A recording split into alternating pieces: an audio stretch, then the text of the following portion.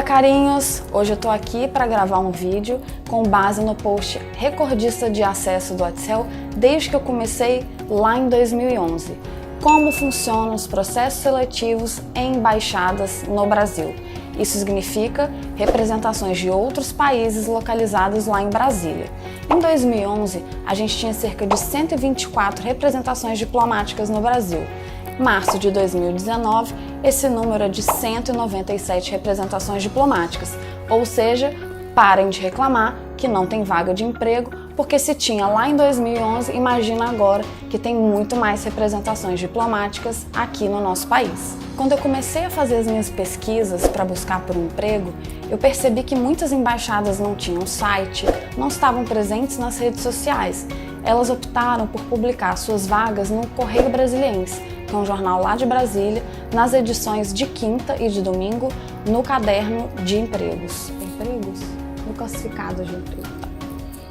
Hoje essa realidade é muito diferente. Praticamente todas as embaixadas têm site, blog, Twitter, Instagram, Facebook, LinkedIn e qualquer outra rede social que você possa imaginar. Lá elas têm o hábito, inclusive, de sempre postar as oportunidades de trabalho que elas têm disponíveis no momento. As embaixadas não somente publicam as suas vagas, mas muitas, inclusive, não publicam em lugar nenhum. Por quê? Porque elas recebem tantos currículos que quando elas têm uma vaga aberta, a primeira opção é ligar e perguntar: ô fulano, você deixou seu currículo aqui, está interessado ainda? Abrimos uma nova vaga. Então acaba que muitas vezes eles não divulgam. Então uma coisa muito interessante de fazer é o que eu fiz: levar o seu currículo nas embaixadas e deixar lá, caso realmente abra uma vaga que tenha o seu perfil.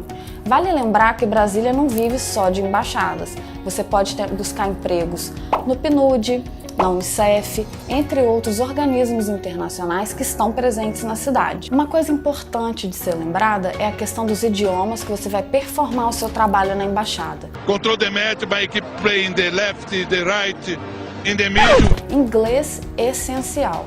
Agora, se for uma embaixada, por exemplo, da Itália, da Espanha, da Alemanha e do Japão, essas embaixadas vão exigir que de fato você domine esses outros idiomas.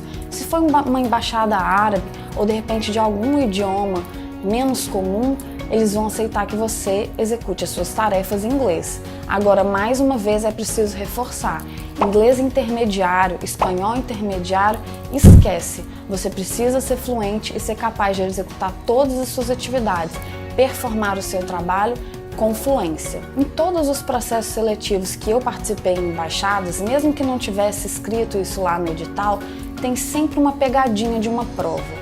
Seja uma prova de conhecimentos gerais sobre aquele país, seja uma prova para você fazer tradução português, inglês, espanhol, o idioma que seja, uma prova para testar os seus conhecimentos específicos sobre aquela vaga que você quer ocupar. Então já vai com o espírito preparado que além da entrevista vai ter essa pegadinha da prova para fazer ou minimamente uma redação. Geralmente quando você chega lá e é uma embaixada muito grande, esteja preparado para não poder entrar com seu celular, pendrive, nenhum tipo de eletrônico, então evita levar essas coisas. Você vai passar por um detector de metais, vai se ver num ambiente em que o nível de segurança é super alto e para algumas pessoas isso pode gerar um ambiente um pouquinho intimidador. Então eu já estou te dando essa dica para você com esse espírito preparado de que esse ambiente é bem diferente de um ambiente corporativo. E aí a entrevista começa. Tem várias pessoas, todo mundo preparado, com seu material, seu currículo, sua carta de apresentação, tudo marcado, cheio de comentários, highlights, post-its e tudo mais. Isso porque as pessoas estão realmente preparadas para entrevistar e tentar tirar o seu melhor nesse momento. E a todo momento o idioma troca.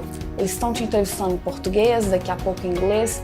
Isso não é para te sacanear, não. É porque no dia a dia da embaixada isso é muito comum. Você vai ter brasileiros e pessoas de outras nacionalidades trabalhando lá. Com seus colegas brasileiros, você vai falar português. Com seus colegas estrangeiros, vai ser em outro idioma. Então essa troca de fato acontece a todo momento. Então esse teste já é feito desde o início da entrevista. Uma coisa muito importante que o brasileiro tem dificuldade é usar esse negocinho aqui, relógio. Seja pontual. Na dúvida, chegue antes, chegue mais cedo, mofe na cadeira esperando o horário da sua entrevista, mas não chegue atrasado de jeito nenhum. a questão da formalidade na maneira de se vestir é essencial. Roupa social, discreta, nada de decote, porque é um ambiente formal de trabalho e é assim que você vai trabalhar todos os dias, caso, felizmente, você seja efetivado. Uma coisa muito importante de lembrar, que todo mundo me pergunta, é sobre as leis trabalhistas. Quando você vai trabalhar para uma embaixada, a embaixada precisa respeitar as leis trabalhistas brasileiras. Tem algumas coisinhas que podem ser diferentes, mas o que prevalece é a legislação brasileira. Por exemplo, esse negócio de emendar feriado é coisa de brasileiro, a embaixada não emenda feriado, mas ao mesmo tempo tende a comemorar os feriados tanto do Brasil quanto do seu país de origem. Comemorar o feriado do país de origem não quer dizer não trabalhar, muito pelo contrário. Isso pode significar que a embaixada vai fazer alguma grande comemoração em função dessa data festiva.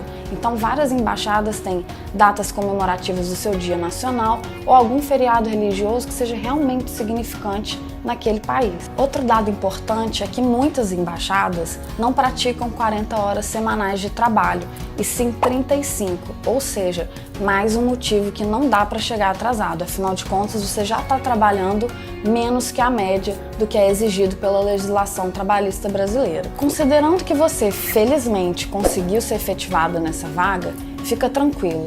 O mais difícil realmente é entrar na primeira embaixada, no seu primeiro emprego, porque uma vez que você está lá dentro, como o grau de exigência desses processos é muito alto, é muito comum que os funcionários girem entre as embaixadas. Existe esse turnover muito grande porque eles entendem que se você já trabalhou numa outra embaixada, você tem uma boa qualificação. Até mesmo porque eles checam, inclusive, antecedentes criminais das pessoas. Um dos motivos, inclusive, de ser um pouquinho mais complicado trabalhar numa embaixada para algumas pessoas. Se você pensou em cometer um crime, acho que não seria uma boa ideia. Brincadeirinha.